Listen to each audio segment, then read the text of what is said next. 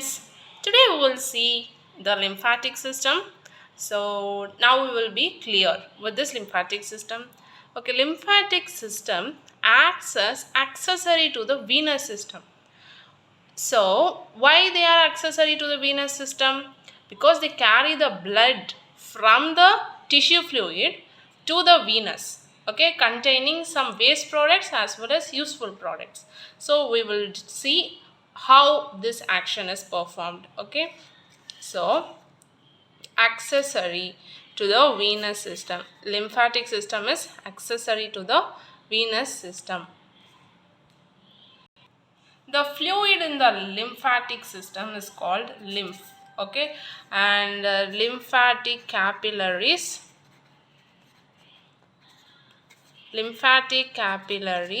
are present close to the blood capillaries vessels. So the smallest vessel is capillary, correct? Capillary. At the end of the capillary, like this. So now we will take this lymphatic capillary, and here we have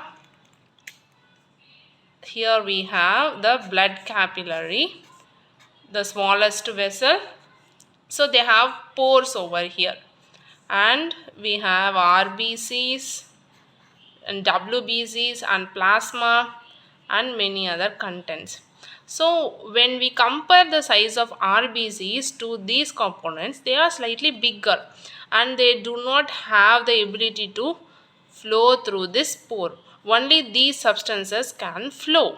So these substances flow into the tissue space. So this is the tissue cells, okay, they flow into the tissue space because here the high pressure we have, so they ooze out to the tissue fluid between the cells.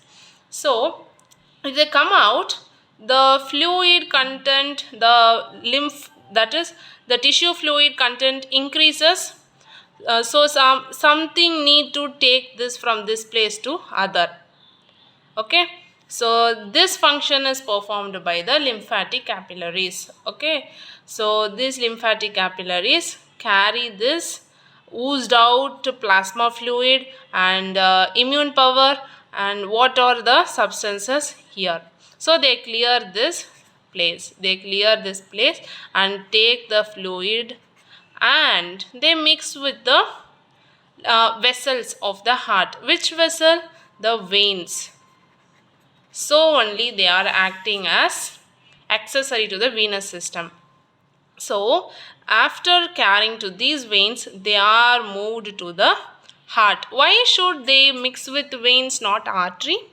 Because when pumped out from the heart, artery is in higher pressure, veins is in lower pressure, so they mix with the veins.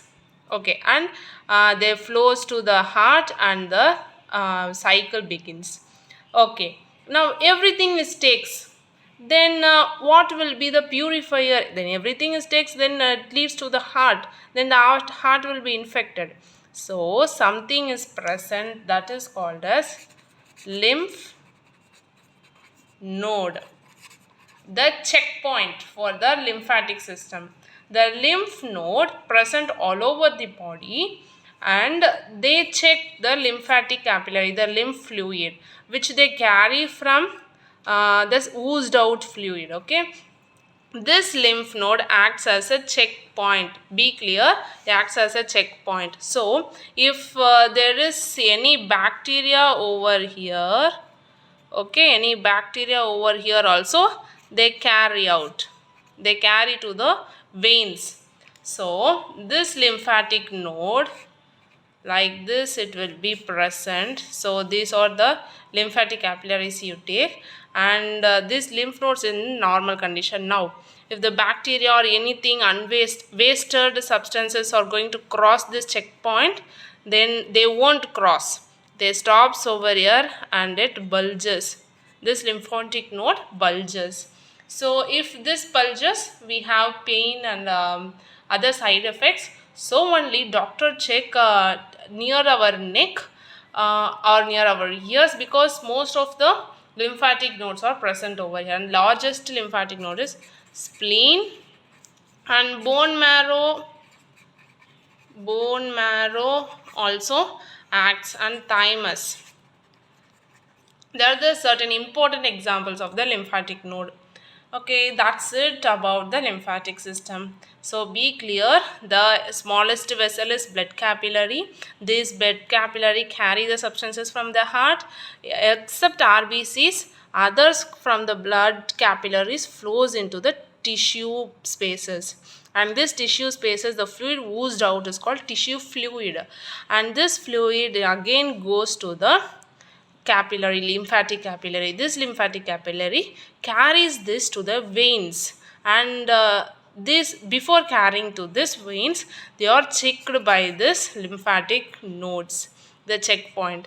And if any microorganisms unwanted for our body is present in the lymph, that is the liquid of the lymphatic system, the node gets swollen up and creates pain. So this is about the lymphatic node and lymphatic system. And here it oozed out. Then how come the RBCs is much bigger than the substances, so they can't come through this pore, but here no pores are present. How could the substances go in?